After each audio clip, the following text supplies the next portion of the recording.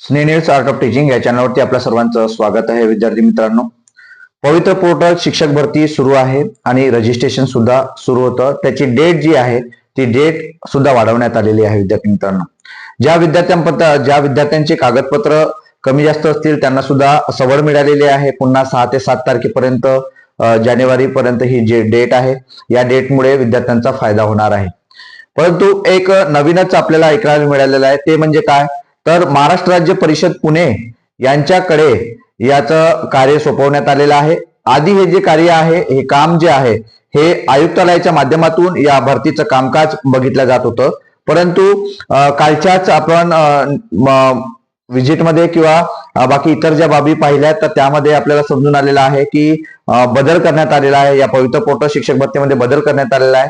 मग बदल नेमका काय आहे आणि बदल कशासाठी आहे हे आपण या ठिकाणी बघणार आहोत.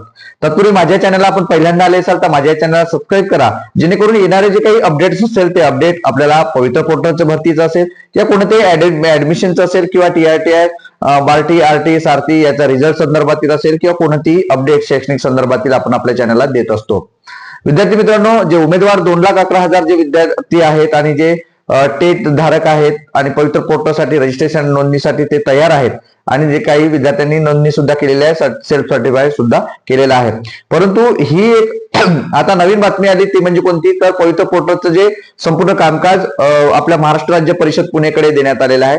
त्यामागची महत्वाची भूमिका काय तर हे जे कामकाज आहे हे आधी आयुक्ताकडे होते आणि आयुक्ताकडे वारंवार व्हिजिट देणं, त्याच्या कामाचा ताण या सर्व गोष्टी जर सोडला तर त्यांच्यावर प्रेशर यायचं आणि यामुळं महाराष्ट्र राज्य परिषद पुणे यांच्याकडे हे देण्यात आलेलं आहे.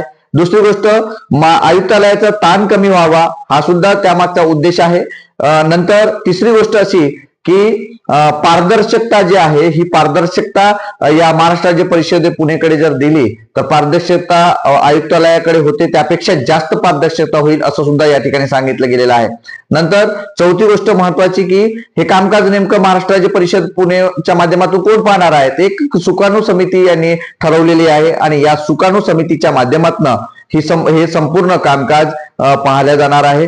तर ही चांगली बाब आपल्या सर्व पवित्र पोर्टल विद्यार्थ्यांनी ज्यांनी रजिस्ट्रेशन केलेलं आहे ही 100% पारदर्शकता आपल्याला होईल या ठिकाणी दिसून येत आहे. विद्यार्थी मित्रांनो, काही विद्यार्थ्यांना असं वाटायला लागलं की संस्थेच्या माध्यमातून होणाऱ्या ज्या काही भरती आहेत तिथं सुद्धा वशिला देण्यात आलेला आहे, परंतु यापेक्षाही पारदर्शक काम या वेळेला होईल असं आपल्याला दिसत आहे. त्यामुळे शंका कुशंका न आपल्या मनात बाळगता आणि पारदर्शकतेवरती विश्वास ठेवून, कारण आतापर्यंत ज्या 2 भरत्या झालेल्या आहेत आणि जिल्हा परिषदला लागलेले विद्यार्थी असतील किंवा विना म्हणजे संपूर्ण अनुदानित असणाऱ्या शाळेमध्ये विद्यार्थी लागलेले असतील तर त्यांनी कोणताही 1 रुपया न देता 0 रुपयामध्ये ते प्रवेश त्या ठिकाणी निवड झालेली आहे.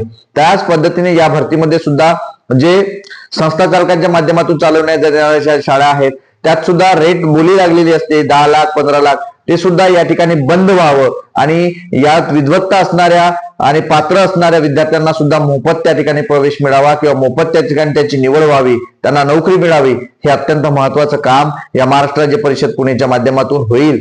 अशासाठी हा बदल करण्यात आलेला आहे. हाच मुख्य बदल शिक्षक भरती प्रक्रिया 2025 मध्ये झालेला आहे. विद्यार्थी मित्रांनो, त्यासाठीच हा व्हिडिओ बनवलेला होता. हे जे नेमके महत्वाचे जे बदल आहे हे याबद्दल तुम्हाला नेमकं काय वाटते हे नक्की कमेंट बॉक्समध्ये कळवा आणि अशाच अपडेट करता माझ्या या चॅनलला मात्र सबस्क्राईब करा. धन्यवाद.